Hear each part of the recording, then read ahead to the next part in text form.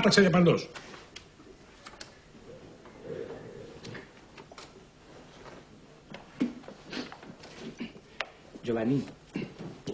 Γιωβανί. Τι θες, ρε? Θέλω να σου εκμυστηρευτώ κάτι. Τι? Δεν ξέρω αν το κατάλαβες, αλλά εγώ είμαι και λίγο γκέι. Έλα. Ούτε που μου πέρασε από το μυαλό, ρε παιδί μου. Εγώ πάλι για σένα το κατάλαβα αμέσως, Τι πράγμα? Ότι είσαι κι εσύ γκέι. Αλλά το κρύβεις πολύ καλά, Πού το κατάλαβες?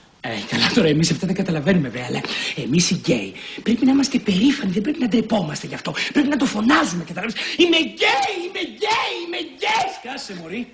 Το λέει και ο Γρηγόρης. Ποιος Γρηγόρης? Ο Βαλιανάτος. Εμένα δεν με νοιάζει τι λέει ο Βαλιανάτος. Να σου πω, θες να γίνουμε ένα ζευγάρι γκέι? Όχι, δεν θέλω. Εμένα μου αρέσουν οι γυναίκες.